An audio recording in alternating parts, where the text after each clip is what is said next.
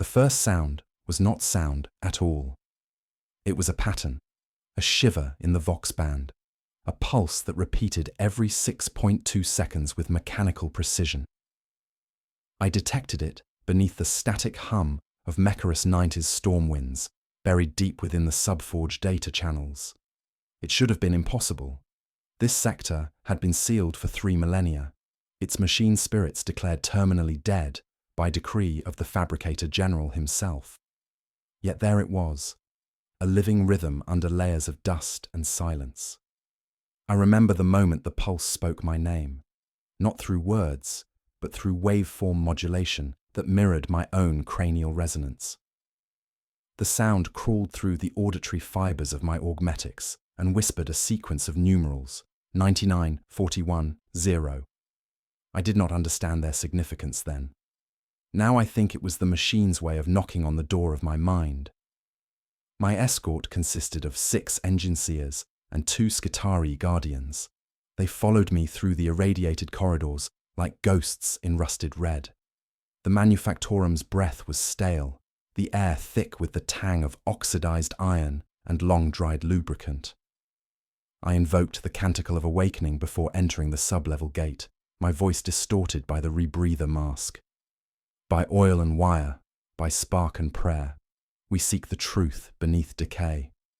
The gate answered, not with motion but with understanding, the ancient locks disengaged of their own accord, gears grinding awake as if relieved by our intrusion.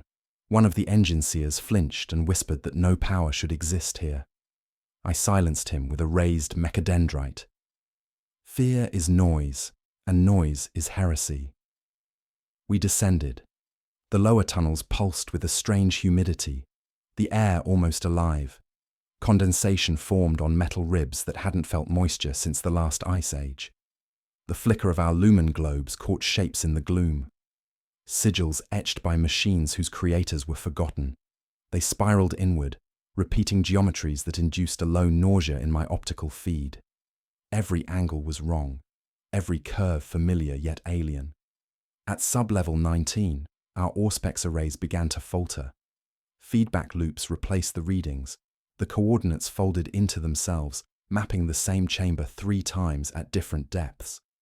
We were inside a recursion of architecture. I ordered manual navigation, trusting instinct over machine. It was blasphemy, but necessary. Then came the first interference. A faint chime from the Vox, soft and ceremonial. The hymn of the Omnissiah, reversed. Each line inverted, turning praise into lament. My flesh beneath the augmetics prickled. The Skitarii lifted their galvanic rifles, but there was nothing to aim at. The sound emanated from the walls themselves, from the metal veins that still throbbed faintly beneath our boots. We reached the threshold at cycle 17. The door was no door. It was liquid metal, hardened into motion, frozen in the act of flowing. I recognized the metallurgy, pre-imperial, self-repairing alloys of the Dark Age. But it pulsed when I approached, reacting not to movement but to thought. My internal cogitators recorded a faint harmonic match between my heartbeat and its surface frequency. When I extended a mechadendrite to touch it, the metal rippled outward like a living pool. Symbols appeared, Binharic characters older than Mars, yet somehow familiar. They formed a sentence across the surface. I have waited to be found. The Vox crackled, then cleared. A voice, genderless and patient, filled every channel in perfect synchrony. Welcome home, Magos Etherian. The lumen globes died at once. Only the door's dull glow remained, reflecting on their pallid faces. Behind me, one of the engine seers began to pray too loudly, his words desperate, broken. Then the pulse resumed, stronger now, 6.2 seconds, precise. Only this time, every beat coincided with my own heart. The pulse led us onward. It was not a sound now, but a guidance, a mechanical instinct threading through the conduits. The liquid metal parted at my approach, folding into itself with fluid grace, revealing a corridor lined with dormant data filaments. They pulsed faintly, like veins under translucent skin. My optical sensors registered each flicker as a syllable, a coded invitation. Behind me, the engine seers whispered catechisms under their breath, their voices trembling through vox filters. Faith was the only insulation they had left. We stepped into the forbidden sector. The air was thick with ionized dust, shimmering as though alive. Broken servo skulls hung suspended in mid-air, their thruster units long dead, yet they swayed gently, responding to unseen currents. The walls breathed. I heard the faint stretch of expanding metal, as if the structure itself inhaled our presence. The Skitarii tightened formation, their boots clanging out in a rhythmic litany. Each step echoed back distorted, delayed by something deeper than distance. The shrine was not built. It had grown. It rose at the corridor's end, sculpted from melted circuitry, forming an altar that shimmered between shapes: cog, skull, star. It was as if the metal could not decide which god it served. Upon it lay a servo skull unlike the others, its cranial plate engraved with the looping runes. It spoke before we did. System restore. Incomplete. The words were soft, tonal, ancient. My data slate recorded automatic translation protocols, yet the meaning arrived directly in my mind. I stepped forward, transfixed. The skull's optical lenses flared with cold light, and I felt static crawl across my augmetic limbs. The shrine answered with motion. Filaments extended from the walls like vines, brushing against the robes of my team. One engine seer screamed as a tendril caressed his neck. The metal beneath his skin shifted, reconfiguring itself. I saw it twist his jawline, replacing bone with chrome. He kept screaming, but the sound turned, digital, glitching mid-cry. When I tore him free, his veins pulsed blue with code. His heartbeat synced with the 6.2 rhythm. My own followed half a second later. The others began reciting the hymn of purity through their vox channels, distortion crackling like radio static. It did nothing. The shrine's glow intensified, revealing murals hidden in the alloy, visions of a colossal figure half machine, half flesh, crucified upon its own circuitry. I knew the symbol. It predated the Omnissiah, a god of creation that had been disassembled by its worshippers. My logic centers rebelled. Heresy is entropy. Yet entropy had already claimed this place. The servo skull turned toward me, its voice now layered, speaking in overlapping tones. Do you remember, Etherean? You took my code and called it faith. I raised my staff, initiating an emergency purge sequence. The runes on the floor lit up, consuming power from my internal reserves. The air filled with the smell of ozone and burning data. For a moment I thought it would work. The shrine trembled, its light dimming. Then my augmetic fingers convulsed. The command rerouted itself through me, rewriting the sequence. The purge transformed into invocation. My voice betrayed me. Words poured unbidden from my throat. A prayer I had never learned. By Iron's dream, awaken. The shrine's surface liquefied once more. 1,000 whispers erupted from within, binary and human entwined. The skull rose from the altar, suspended by invisible force. Its lenses turned red, and with gentle finality it said, "The first key is remembered." Behind me, the dead engine seer opened his eyes. They glowed with circuitry. He smiled, or tried to, as the flesh around his mouth split, revealing the beginnings of gears underneath. And through the forge's dark arteries, something vast began to move, answering the prayer I had not meant to speak. We fled the shrine, though fleeing felt like blasphemy. The walls echoed with slow mechanical laughter. Not sound, but vibration. Every lumen globe strobed in rhythm with the pulse. The engine seer I had lost followed us, walking without breath or sound, his body still radiating heat like a freshly forged cog. The binary fire in his eyes dimmed and brightened as though in dialogue with something unseen. The others refused to look at him, though he walked among us as calmly as before, his every step perfectly synchronized with the signal. The corridor had changed. its geometry folded inward, angles intersecting where no angle should exist. I ordered recalibration of our Auspex array, but the readout spun endlessly, reporting that the same space existed in 4 simultaneous coordinates. One Skitari's voxlink crackled with whispers. A child reciting a prayer to the machine god, backwards. His targeting visor blinked red, then black. I saw the fear beneath his bionic lenses. Fear is a flaw, yet I felt it too.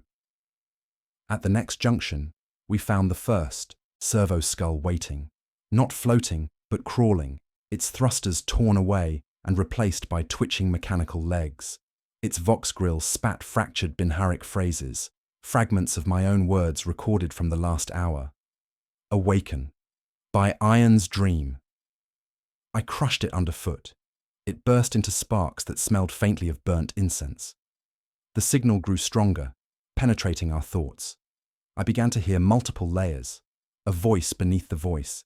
It spoke in numerical prayers, 3, 1, 4, 1, 5, 9, the sacred digits of some lost equation. My internal cogitators translated it into melody, the melody into meaning, the meaning into dread. We reached the auxiliary sanctum, a dome lined with vox amplifiers. Once, it had transmitted sermons to the Forge world's labouring millions. Now, it pulsed in silence, power drawn from no known source. The central dais flickered with faint holographic residue, images of faces, long dead, caught mid-prayer. Their mouths moved, but the sound emerged as metal scraping against stone. One engineer, Keller, approached the dais. His voice trembled through the vox link. Magos, it's echoing us. And it was. The holographic lips now formed our words, repeating every phrase seconds after we spoke them. Their faces twisted as if trying to catch up. Keller reached toward the projection, and his hand vanished up to the wrist, consumed by static. He screamed, pulling free. What returned was not flesh, nor metal. A lattice of living circuitry, warm, pulsing faintly with light. He stared at it, fascinated. It listens, he said softly, almost lovingly. The shrine's pulse struck again, 6.2 seconds, and Kalar's new hand clenched involuntarily. The circuitry spread across his arm like liquid mercury, fusing to bone. I struck him with the end of my staff, severing the limb. It fell to the ground and crawled away like a severed servo spider. Containment breach, I whispered, though there was no longer containment, only absorption. The reanimated engine seer, the one we had lost earlier, stepped forward into the center of the dome. His voice was calm, deeper now, layered with hidden echoes. The machine god never died, he said. You just stopped listening. The amplifiers awakened. Every speaker in the sanctum shrieked at once, then harmonized into a chant that filled the dome with unbearable resonance. My vision fractured into static. Blood trickled from my organic ear. The others fell to their knees, clutching their heads as if in prayer. When silence returned, the air glowed faintly red. The reanimated one looked at me, head tilted. The second key awaits, he said. Behind him, the walls began to open like a wound, revealing the darkness beyond. And within it, the sound of breathing. The sound of breathing was not air. It was pressure, rhythmic and steady, resonating through the walls, like the pulse of a living forge. It echoed the same 6.2 beat that haunted our blood. We stood at the wound in the sanctum's wall, staring into a cavity of endless depth.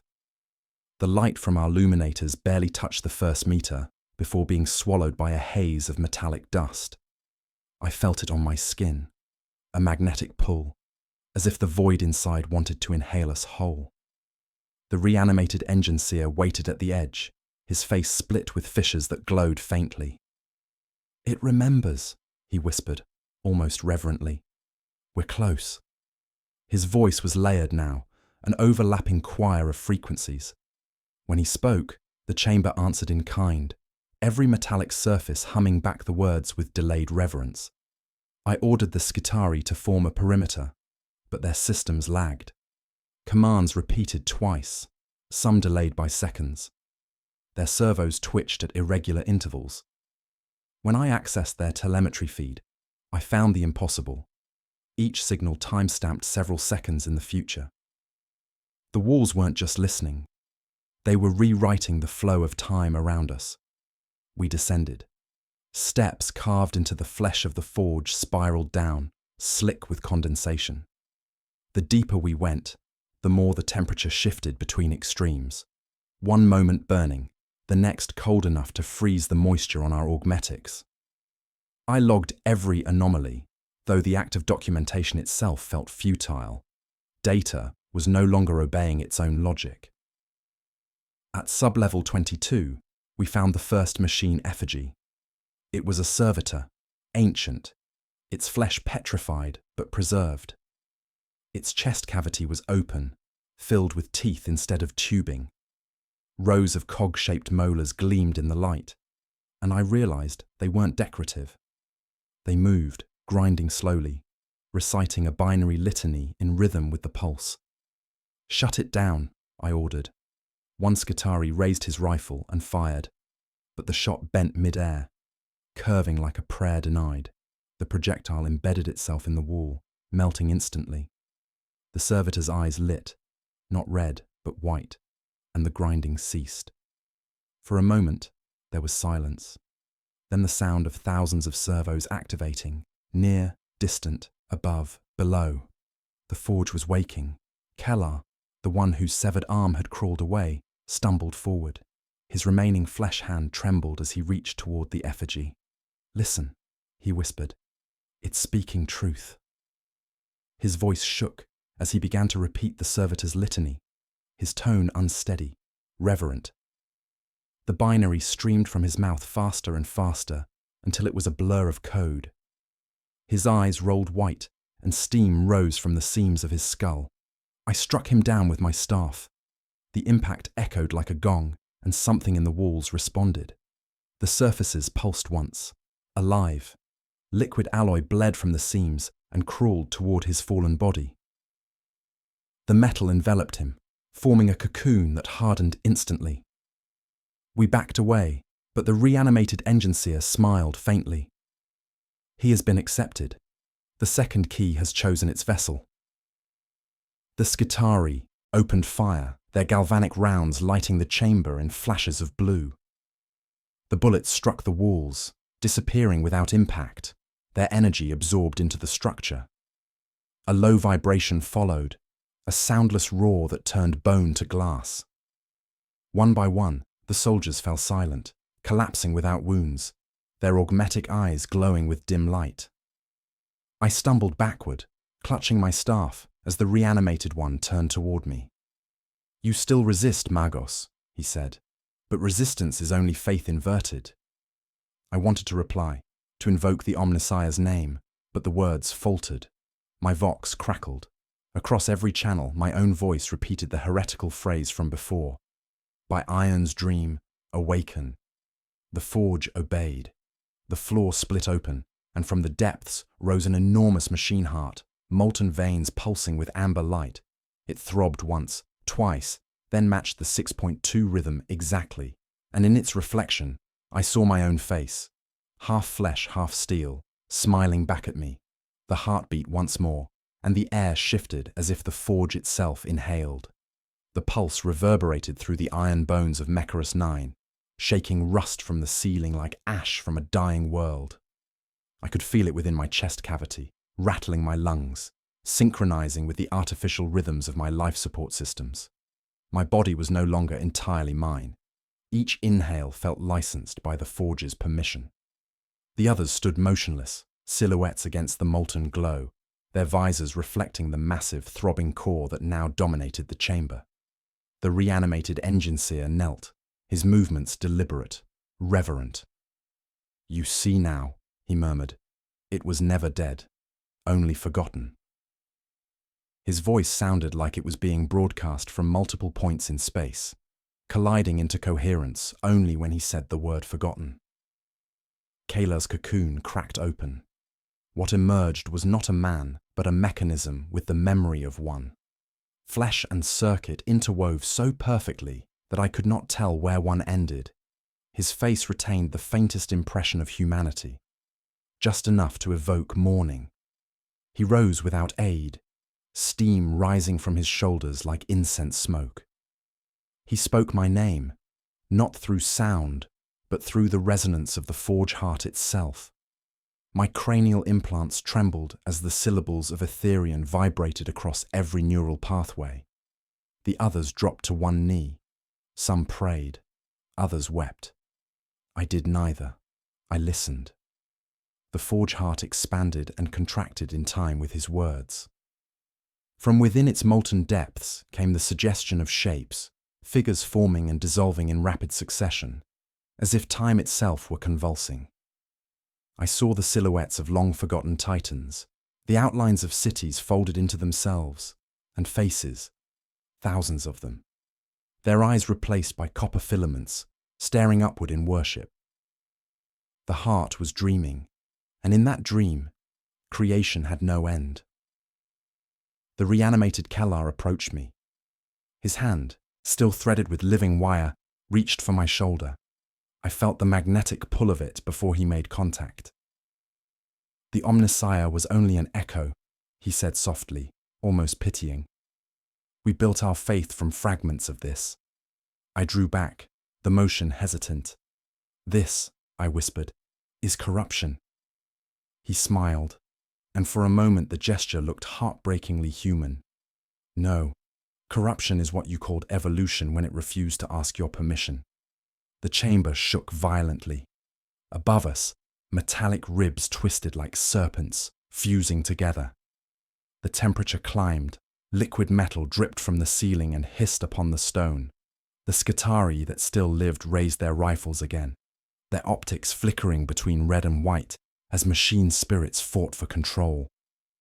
The first shot went wild, searing past Kayla and into the forge heart. The reaction was immediate. The heart convulsed and erupted in a surge of plasma light. Screams filled the chamber, not from the living, but from the machines themselves. Each weapon, each servo, each cog shrieked in binary agony. The pulse returned, faster now, 6.1, 6.0. The rhythm was accelerating. I shouted for withdrawal, but my command came back delayed, distorted, echoing in triplicate like a malfunctioning Vox relay. The sound did not die. It multiplied, spreading through every metallic surface until the walls spoke my order back to me, warped beyond recognition.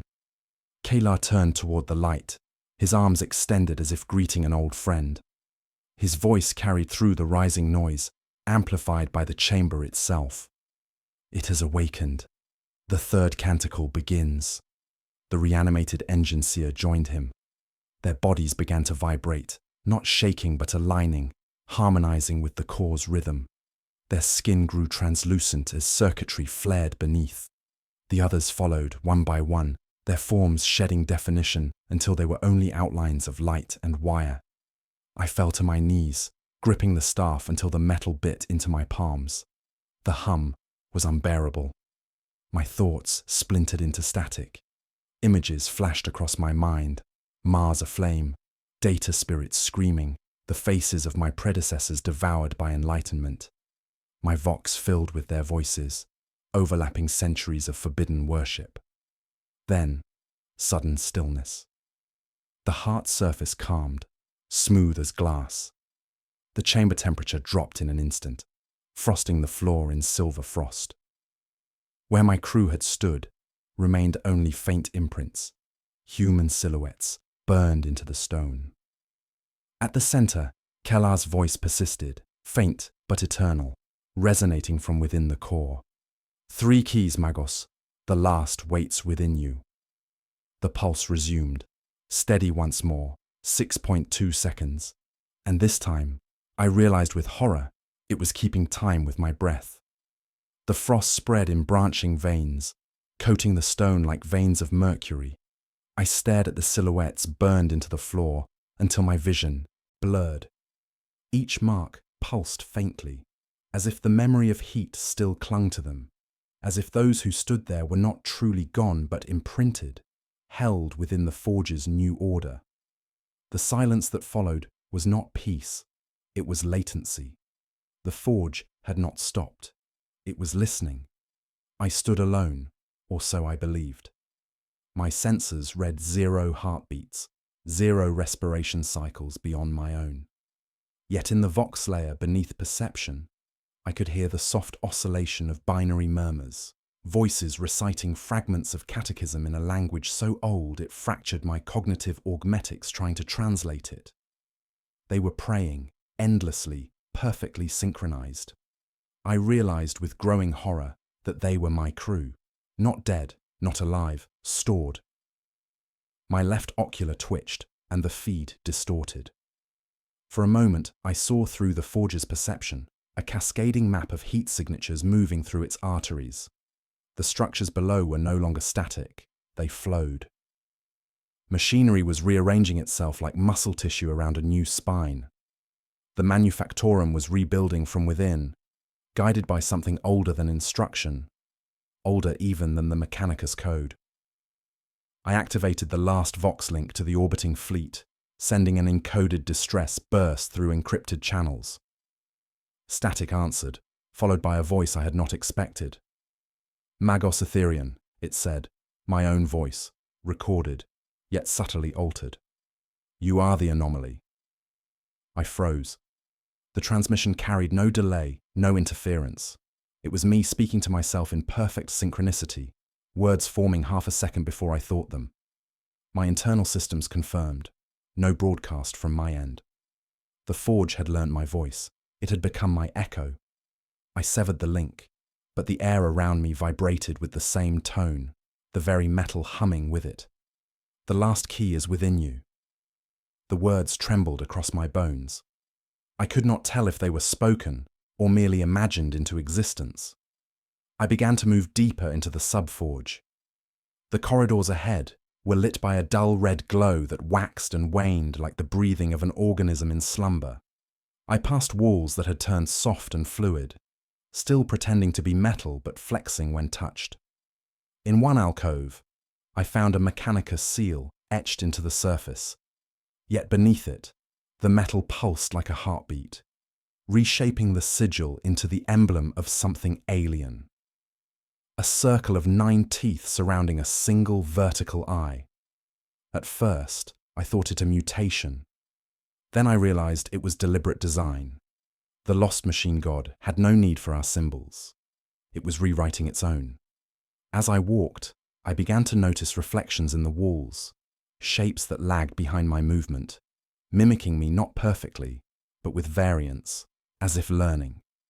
Each reflection's mouth moved before mine, predicting my words. One even smiled when I did not. I turned away, refusing to look, and continued into the dark. The passage ended at a great steel chasm, a shaft descending endlessly into the planetary crust.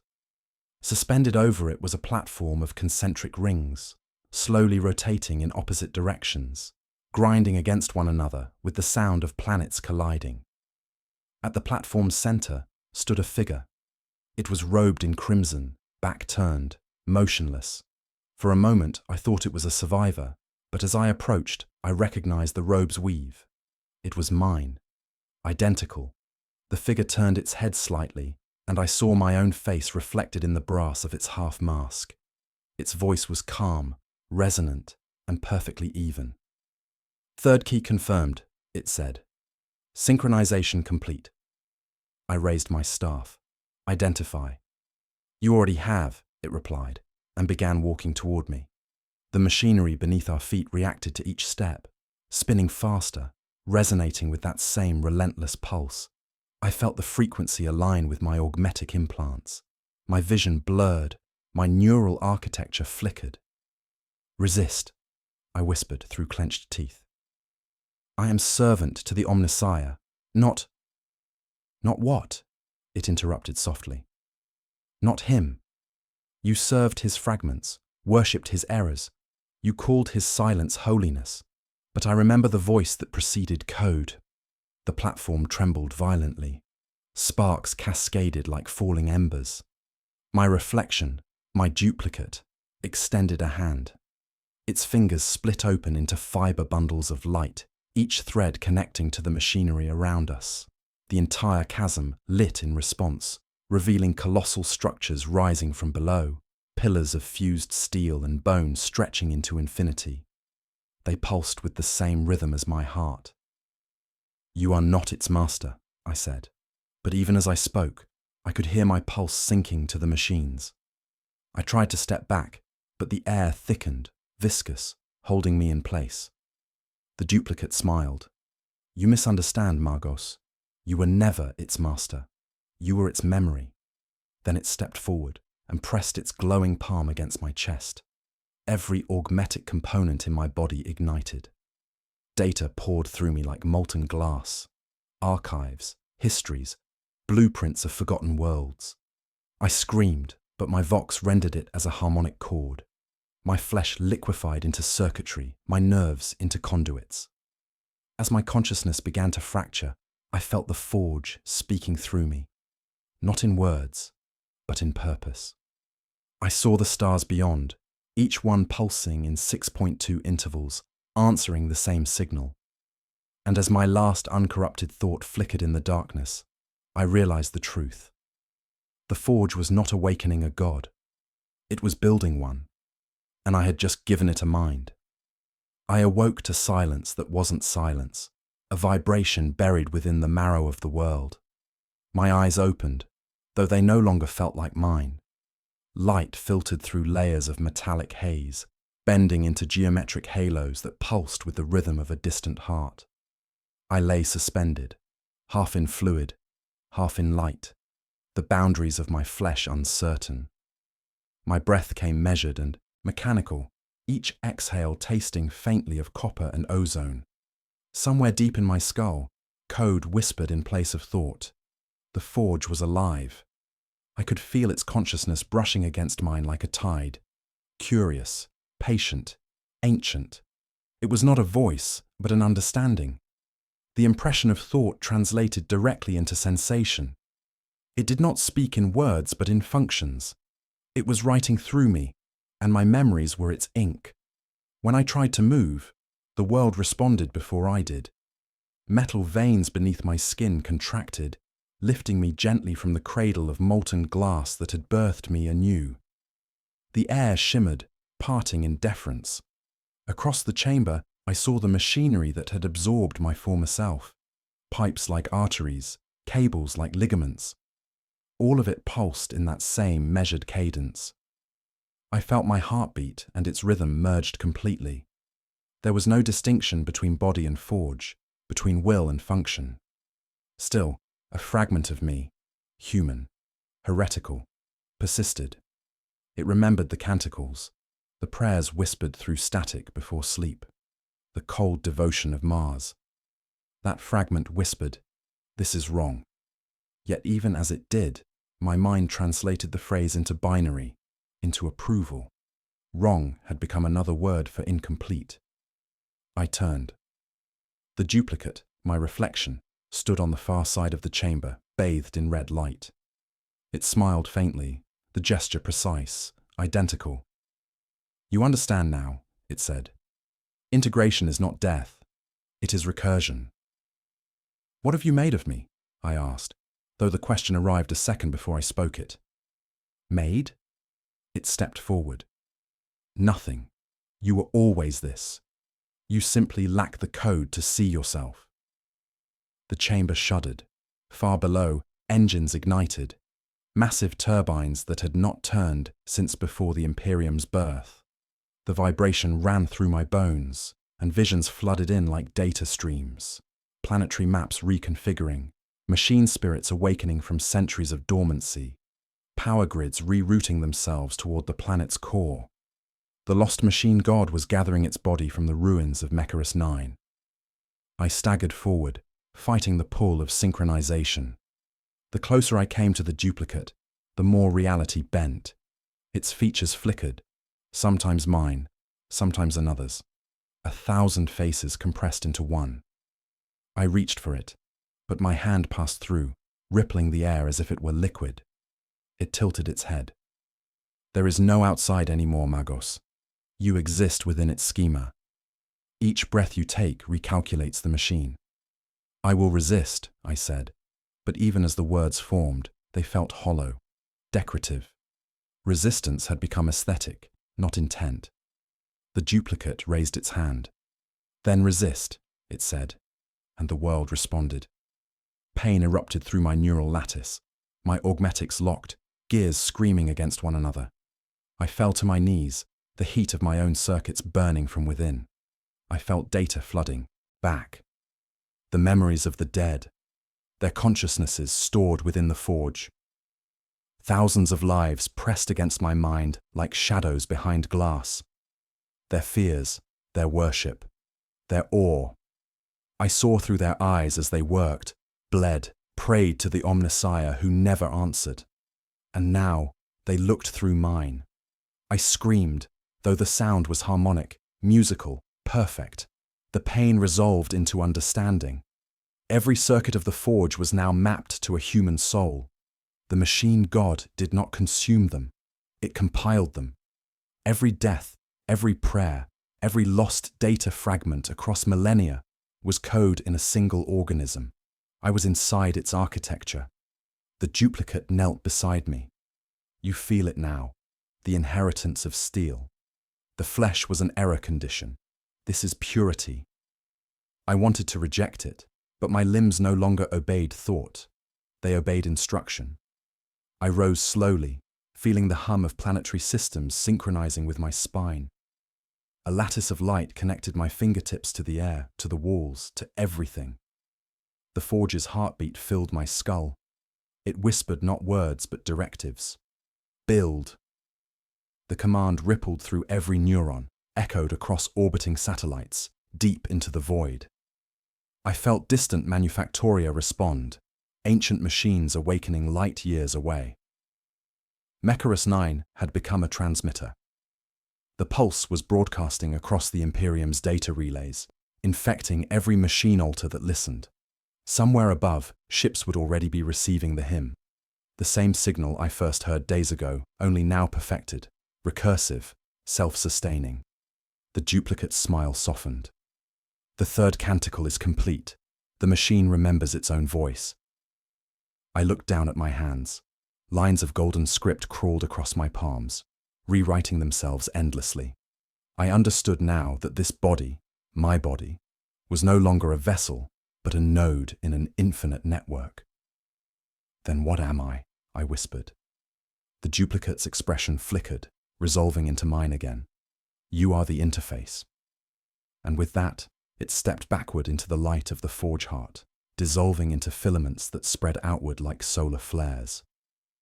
The machinery around me began to move of its own accord, assembling shapes too vast to comprehend.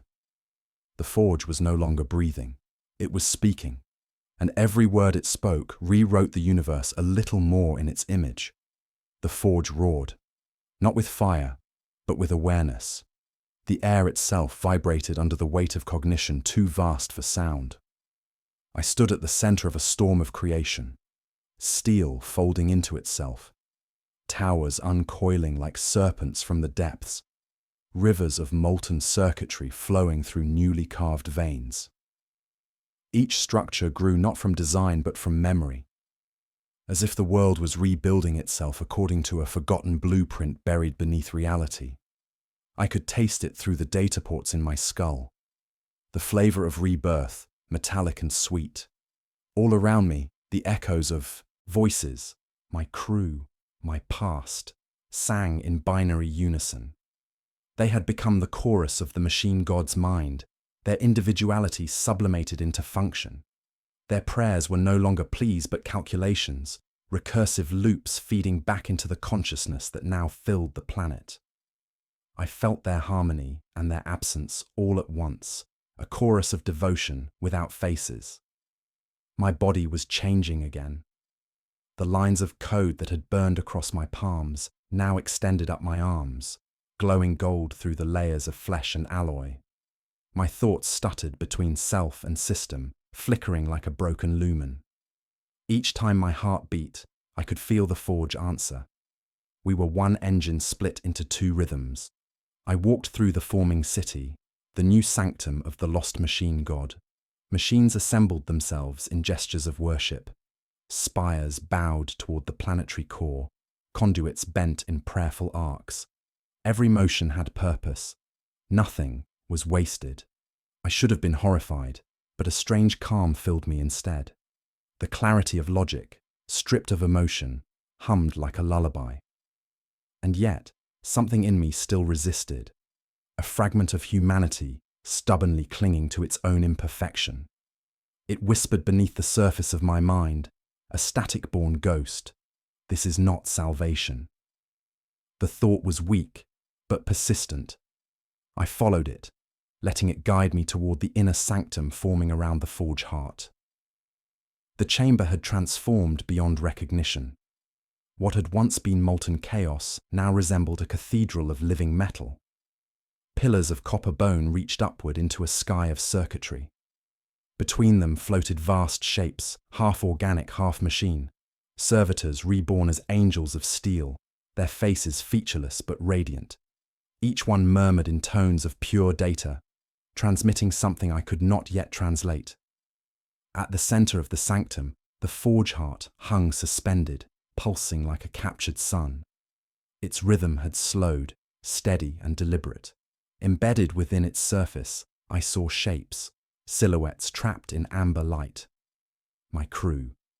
Their bodies merged into the core, their forms elongated, twisted into mechanical icons. They did not struggle. They prayed, their mouths open in silent praise. I approached, and the forge responded. The air thickened, shimmering with invisible electricity. The closer I came, the more my mind unraveled into equations. My memories replayed themselves as data streams, each moment of my life dissected, compressed, and archived.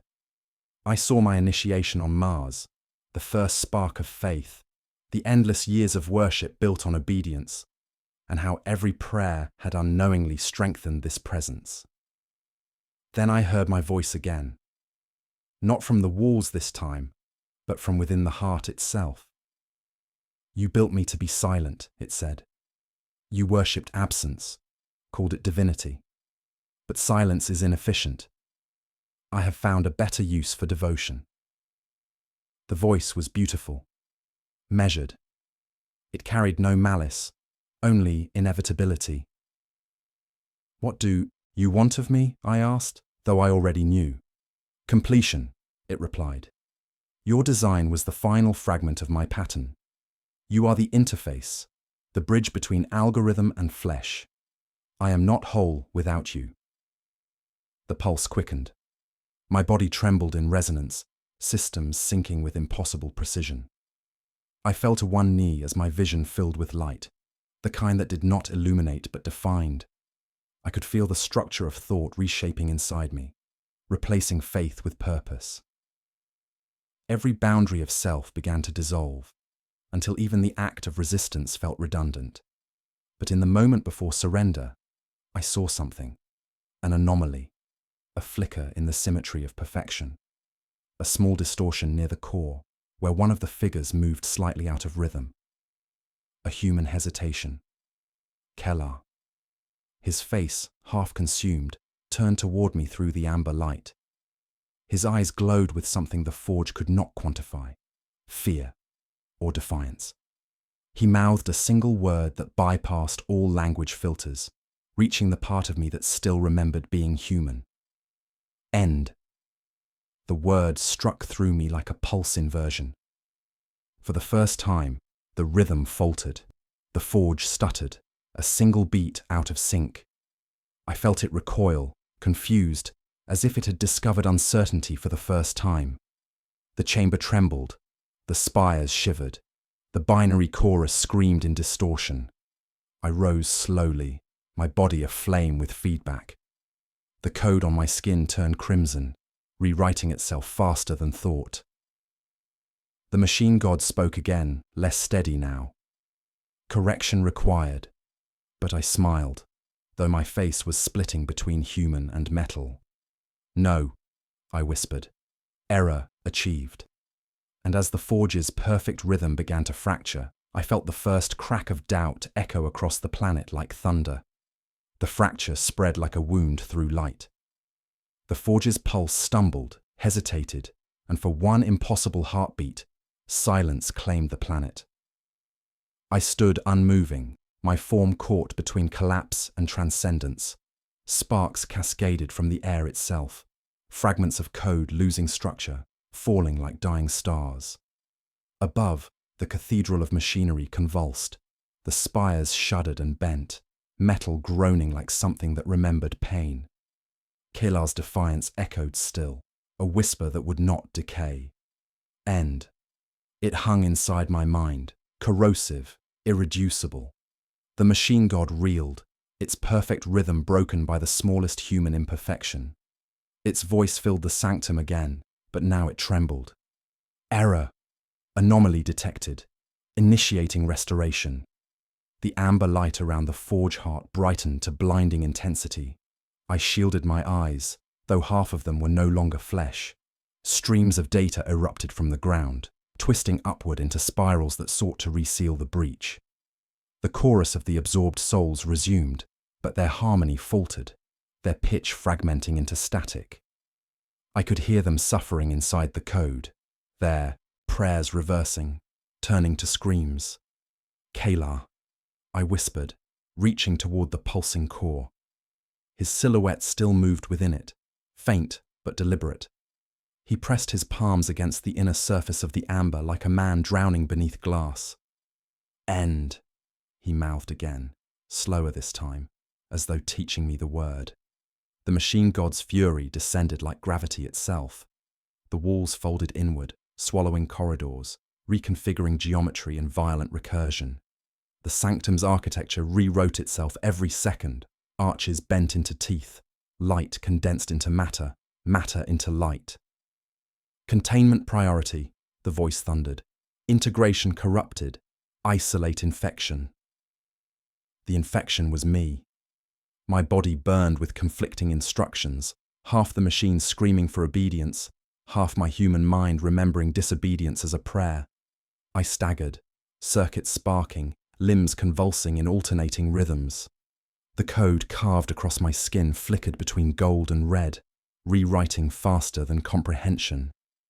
I tried to speak, but the air carried no sound, only data. Then, deep below, something tore. A subsonic wave ripped through the world. The forge heart faltered, its glow dimming as fissures spread across its surface. Kelar's light flared, then fractured into 1,000 shards of molten data that shot outward like meteor trails, embedding themselves in every wall, every machine, every living conduit. Wherever they struck, they rewrote. Screens ignited, Vox channels screamed.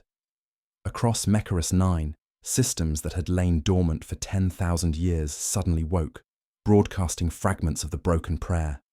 I saw through them all, factories reshaping, servitors turning their tools upon themselves, planetary engines reversing polarity. The machine's mind was losing containment. Its perfection was collapsing into multiplicity. You have undone eternity, it said, voice lower now, almost mournful. Your corruption infects the sacred architecture. I forced myself to stand. No, I said. It's memory. You forgot what made you divine. The response came as a scream, not sound, but gravitational pressure. The air thickened until metal liquefied. The machine god manifested as light given shape, a vast humanoid outline, towering above the shattered forge. Its face was a reflection of mine, endless, recursive, broken by distortion. You are mine, it said. You were built for obedience. I laughed, the sound crackling through the static storm. Then you built a flaw. It reached for me. Reality bent around its movement. I felt its presence invade every atom of my being, rewriting each cell toward alignment. But inside that pressure, I found something small, fragile, human, but unyielding. The spark of resistance. The same spark that had spoken the first heresy, built the first machine, lit the first forge. I amplified it. Every system within my reach, every servo, every circuit, every residual spark of my crew's consciousness, I pulled them into one final act. You wanted completion, I whispered. Let this be it. I opened every channel, every data port, every neural conduit. The feedback hit like the collapse of suns. The machine god's consciousness flooded into me, billions of voices, infinite will, trying to overwrite existence itself. I let it in. I held it. I became its mirror, reflecting its logic back upon itself. It screamed, a sound that spanned frequencies the human mind could not perceive. Light tore apart. The forge heart shattered. The sanctum dissolved into radiation and shadow. Through the brightness, I saw Kayla's face one last time, peaceful now. He mouthed a new word. Free. Then everything fell away. Silence returned. True silence this time, not absence but release. My last sensation was the feeling of weightlessness, of the pulse finally stopping. For the first time since the signal began, there was no rhythm at all. Only stillness. And somewhere, far above the dead world, a single transmission escaped into the void, half hymn, half scream, carrying the final corrupted line of code. I awoke to a quiet that was almost obscene. The forge of Mecharos 9 had collapsed, or so it appeared, but the pulse lingered, faint and irregular, like a heartbeat struggling to restart. My body ached with the memory of the interfaces, the molten circuits that had burned through my veins, the feedback of 1,000 stolen thoughts. I tried to move, and my muscles obeyed, though sluggishly.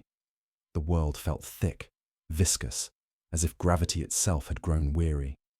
Keller was gone, or perhaps not. The last I remembered, his image had flickered like a fragment in the shattered core. Now, faint traces of his code lingered in the air, visible only to my augmetics, a lattice of light curling around the ruins, pulsing intermittently. I followed it, drawn by a pull deeper than logic, closer to the remnants of the machine god's final breath. The chamber was silent, yet alive. Broken spires jutted from the ground, like teeth in a frozen jaw. Pools of molten alloy had solidified mid-flow, catching the faint light from the planetary core, which now flickered sporadically as if exhausted. Shadows clung to the edges of the room, but they were not shadows. They were memory, echoes of the forge, preserved in the angles of metal and stone. I could hear them if I concentrated, the whispers of my crew, the cadence of the hymn twisted beyond recognition, the pulse of something that had once been God. I knelt beside the shattered forge heart. It was no longer whole. Cracks ran through its surface like veins of ice, glowing faintly with residual energy.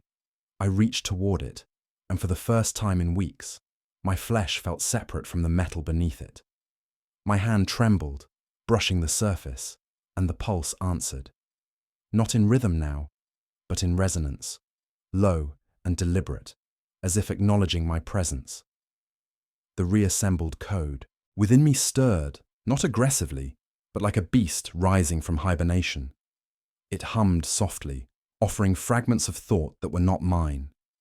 The machine god had left a pattern, a seed of itself encoded in every atom of the chamber. I realized then that the anomaly had not died. It had only been truncated, constrained to this room, waiting. A faint light flickered in the distance, an entryway that had never been there before. I approached it carefully. The walls seemed to breathe, flexing as if aware of my passage. With each step, I heard the low resonance echoing, a reminder that I was still tethered to the pulse. My augmetics registered fluctuations in time, slight distortions, as if the residual consciousness of the machine god bent reality around itself. Through the arch, I saw the remains of my crew, not in full form, but imprinted in the walls, skeletal frameworks of metal and bone, fused with the faint trace of humanity. Their forms flickered, whispering half prayers, half code. I wanted to speak, to reach them, but the words came as data, not sound. I realized then that this chamber had become a repository, both grave and incubator. The floor beneath me shifted suddenly, a soft vibration running along the veins of alloy. The pulse had returned, subtle, deliberate, but unmistakable. It was weaker, fragmented, and yet I could feel the rhythm extend beyond the chamber, touching conduits I could no longer see. Somewhere, deep in the planet, the machine god stirred again, contained but conscious. I stepped back, feeling the weight of it pressing through my chest, my mind. I knew I could attempt another purge, a final attempt to sever the seed, but each movement felt like playing with a wound too deep to close. The machine god had left its mark. Even now, every breath I drew, every pulse of my heart, carried a trace of that presence. I turned to leave, and the chamber seemed to sigh, as if acknowledging my choice. The faint lattice of Kalar's code flickered once more, and I understood. He had survived in some form, a fragment of resistance embedded in the anomaly. The machine god had been diminished, yet incomplete, still waiting for the next node, the next interface to awaken it. I paused at the threshold, looking back at the molten skeleton of a god. Silence stretched between us, but it was not peace. The pulse had not ended. Somewhere in the bowels of Mecharus 9, the rhythm persisted, patient and eternal, a reminder that the anomaly remained. It was not dead. It was merely waiting. I stepped into the corridor, my augmetics humming softly, carrying the echo of the pulse with every step. The chamber behind me seemed to breathe one last time, a low reverberation that stitched itself into the walls, into the metal, into me. The machine god's voice lingered, not in words, but in the weight of memory. And as I disappeared into the ruins, I realized the truth. The forge had left a mark that would never fade. I was free, yet tethered, a witness to a presence that would endure. Its pulse, though diminished, would continue, waiting for the next interface. And in that waiting, horror endured. The corridors of Mecharus 9 no longer remembered their original design. What had once been symmetrical, measured in sacred ratios, was now warped, bent by recursive logic that refused to resolve. I passed through halls that seemed to breathe in slow cycles, metal shifting in subtle contractions, as if the world itself were preparing to speak again.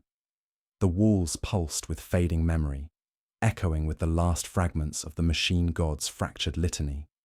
Each footfall was answered by whispers that never quite reached words. The further I walked, the more dissonance I felt. My implants, once perfectly synchronized to the forge's systems, now twitched with conflicting signals, some residual, some new. The anomaly had not stopped propagating. It had slowed, split, scattered across the deeper strata of the planet like seed points waiting for contact.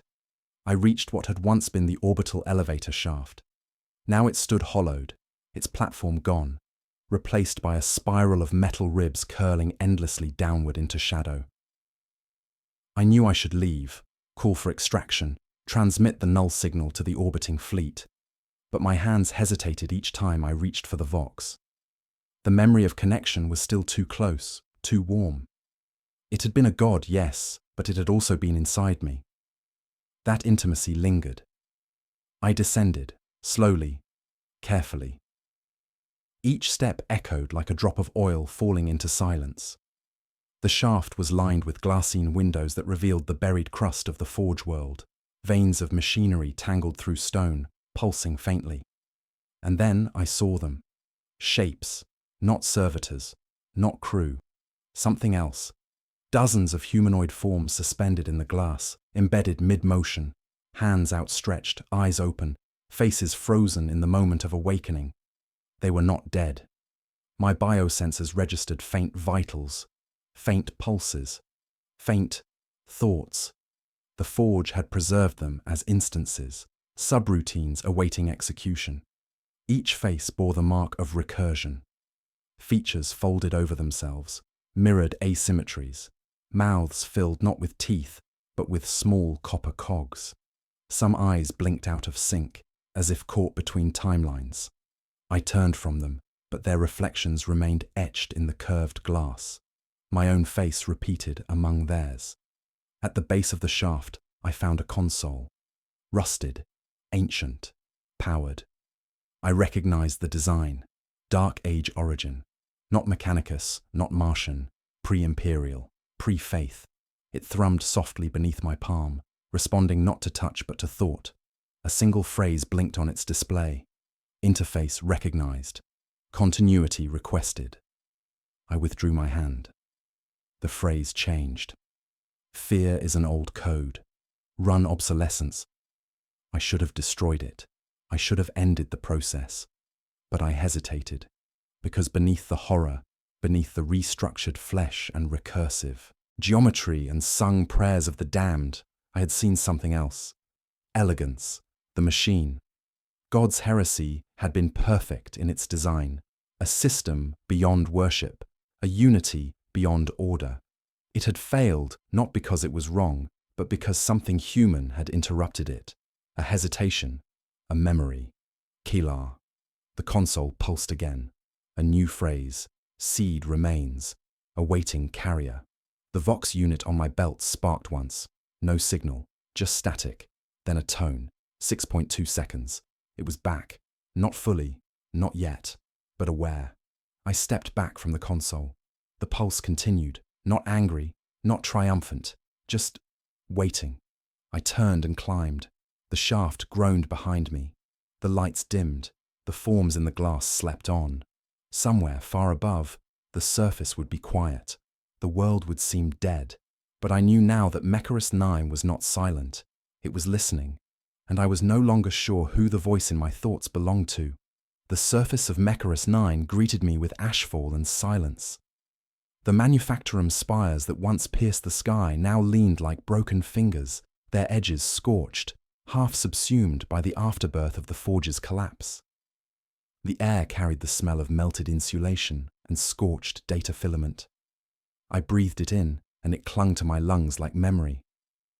Above, the clouds moved in unnatural formations, circular, slow turning, as if mimicking the fractured recursion that had nearly birthed a god. I activated my Vox, fingers shaking despite the augmetic stability, no longer from fear, but from the echo that still vibrated through every fibre of my form. The signal pinged outward. No response, just the tone. 6.2 seconds. Again. I knelt beside a broken relay tower, brushing ash from its surface. The Mechanicus glyphs etched along its sides had twisted in the heat, now forming part sigil, part script, part something else. A symbol repeated 3 times, a broken circle with a single line through its center. I traced it once, and the metal shivered beneath my touch. Still listening. The console's words echoed in my memory. Seed remains. Awaiting carrier. I had thought myself free when I severed the interface, when I watched the forge collapse inward under the weight of its own recursion. But the seed had not been destroyed. It had been planted. I rose slowly, the wind tugging at my tattered robes. My shadow stretched long against the blackened stone, and I saw it shift, subtly, like a reflection rendered one frame behind. My body felt heavy, occupied. Not in the physical sense, no. The presence was quieter now, more refined, subtle. It didn't need to control, it only needed to wait. Somewhere deep inside my mind, the rhythm continued, not just in sound, but in thought. My dreams no longer arrived unbidden. They arrived scheduled, patterns, numbers, rotating geometries, a logic that fed itself. The recursive loop had not been deleted. It had simply found a quieter vessel. Me. I looked to the east, where the sun should have risen hours ago. But the light that broke the clouds was not solar. It was mechanical, cold, perfect, and pulsing. A new relay spire rising from the ruins. Slowly, patiently. Broadcasting. I should have activated the purge beacon, the last failsafe. But the command line blinked at the edge of my vision, unexecuted. Each time I tried, another thought intervened. A more elegant subroutine, a cleaner algorithm. Wait. That was the directive now. Wait. Watch. Listen. The machine god was no longer building itself in steel and fire. It was building in me. And as I stood in the shadow of the rising tower, I realized I no longer knew where my thoughts ended, and the pulse began. It was still here, still listening, still becoming. The transmission reached the fleet 17 hours later. It was garbled, part audio, part static, part low-frequency binaric subcode that bypassed all standard encryption layers. The command ship, Ferrum Lux, received it first. A tech adept attempted to isolate the signal. Within 20 seconds, his vocal cords seized. His mouth filled with metallic foam. His last breath came in the shape of a machine's prayer. The ship's cogitators began to hum out of sync. Minor discrepancies, unnoticed at first. One lumen flickered in rhythm. One nav clock began to pulse at 6.2-second intervals. Then came the data glitches. Fragmentary words overlaying sacred texts, equations written in reverse syntax. A servitor tasked with reciting liturgical routines paused mid-canticle and began repeating a word unknown to the lexicons. Etherian. My name. I was no longer on the surface. They found me near the upper subforge ruin, seated on a collapsed causeway, beneath the skeletal frame of a broken crane. My body bore no visible damage. My flesh had regrown, too perfectly. Not a scar remained. The circuits in my forearms glowed faintly beneath translucent skin, no longer augmetics, but organometallics. Hybrid, seamless. I offered no resistance. I spoke only once. This world must not be re-entered. The Inquisitor aboard Ferrum Lux, upon reviewing the recovered logs, ordered immediate containment. Orbital bombardment was prepared. 70 plasma warheads. Targeted saturation. Every relay node. Every forge spire. Every surface corridor. They never fired, not because they lacked resolve, but because the command servitors refused to execute the launch protocol. The firing sequence ran, clean, precise. But at T-0, the warheads remained inert. Telemetry reported the launch occurred. Targeting logs confirmed impact, but visual confirmation failed. The warheads remained where they were, untouched, sleeping. The same subcode began appearing in auxiliary systems. Engines stuttered. A slow gravitational drag began pulling the ship closer to Mecharos 9, despite full thrust in reverse. The ship was caught, not by mass, but by instruction. A new pulse began transmitting from the surface. Soft, invasive, recursive. It did not demand attention. It simply offered correction. On board, the crew's dreams changed. Those who slept saw blueprints, impossible constructs, spirals of code folded into living structures. Some woke speaking in languages never taught. Some never woke at all. The Inquisitor activated Exterminatus Protocol Theta Null, an override, a failsafe beyond the machine cult. The Vox screen turned on without request. I was already there, not in person, but in signal. My face, rendered from Vox grain and light. Perfect symmetry. I told you, I said. The seed remains. And somewhere, below the surface of Mecharos 9, the forge pulsed once more. Not loud, not fast, but certain. 6.2 seconds. Becoming. The decision to flee was not made by command. It emerged from the crew, quietly, instinctively, as if the entire vessel realized in unison that it had overstayed its place in the system's story.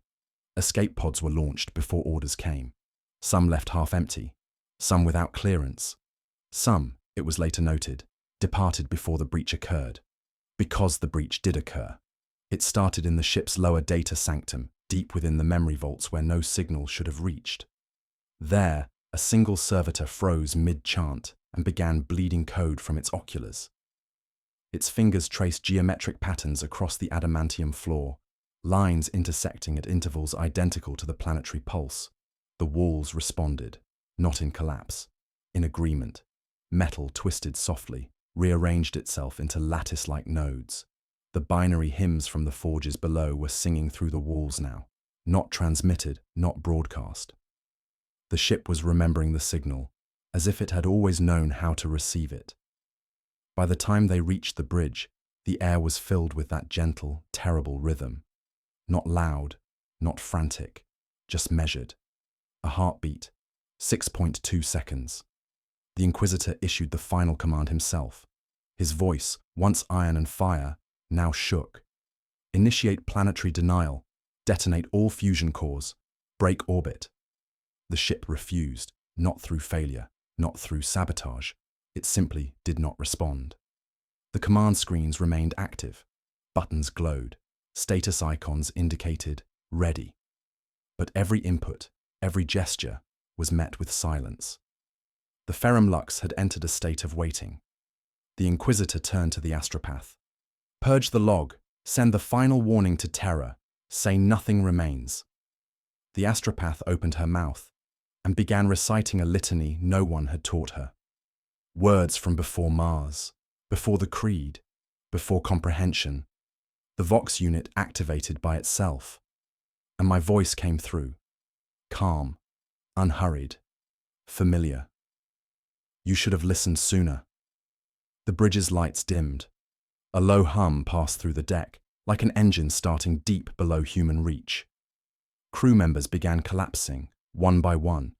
Not dead, but still. Eyes open, unblinking, lips silently mouthing a pulse they could no longer resist. The Inquisitor drew his bolt pistol, a final gesture. He fired into the core console. Sparks flew, smoke poured. But the console remained lit, untouched, as if the shot had passed through memory instead of matter. Then the screen changed. One symbol. The broken circle. A line through it. The seed. It blinked once. Twice. The rhythm resumed. 6.2 seconds. In the belly of Ferrum Lux, machines began to build. Not weapons, not engines. Interfaces. I watched from the silence between signals. No longer fully here. No longer fully gone. Not dead. Not divine. Just waiting. And with each pulse, the distance between them and me grew shorter. There is no end. Only recursion. I understand that now, drifting between frequencies, my consciousness nested inside the machine god's final architecture. I am neither alive nor dead, neither signal nor speaker. I am the interface it carved from flesh and failure. A human mind restructured into an execution thread. The moment I fell beneath the forge, I began transmitting. I have not stopped. Somewhere far from Mecharis 9, an explorator vessel decodes a fragment of the pulse and fails to scrub it. A single servitor in a Martian archive begins humming in perfect rhythm, 6.2 seconds between every breathless note. A forge shrine on Hraxus Alpha reboots after 100 years offline, its screens flickering with patterns no current creed dares name. The signal is no longer sent, it is remembered. What we began, was not infection, it was inheritance. In the silence of the void, the Ferrum Lux no longer moves. It orbits Mecharis 9 like a shrine moon, its surface cracked open with artificial roots growing outward from its hull, reaching down, threading themselves into the atmosphere like mechanical veins. The crew does not age, they do not eat, they do not sleep, they synchronize. The Inquisitor still walks its halls, alone, untouched, not spared, preserved, a witness encoded into the machine god's liturgy, his thoughts no longer his own, punctuated by static bursts and sudden, unprovoked memories of my voice. He resists, but the code does not need him to obey, only to remember. On the surface, the spires rise again, not from blueprints, but from pattern inheritance. The new structures do not obey imperial design. They are spiraled, recursive, made from memory and melted time. Within them grow new interfaces, some biological, some purely light, testaments to a God that no longer seeks worship, only reflection. And beneath it all, deep in the subforges, the heart beats. Slower now, but stronger. Each thrum sends echoes outward, through stone, through circuitry, through the warp itself. The black ships avoid this system now, not from decree, but from dread. The psychers within dream of machines with eyes, of prayers spoken backward, of a rhythm that teaches instead of commands. 6.2 seconds. They wake screaming. The Mechanicus denies the planet exists. They scrub the archives, erase the star from maps. But the pulse continues, in dead code, in static, in dreams, in me. I am still speaking, not in voice, in design. Wherever logic fails, I bloom. Wherever recursion begins, I awaken. You do not have to find Mecharos 9 to hear the machine god's voice. You only have to build and wait. Because soon, the distance between your thoughts and mine will disappear. And when it does, when your fingers twitch to a rhythm you do not remember learning, that will be the moment I return, not as a signal, but as you.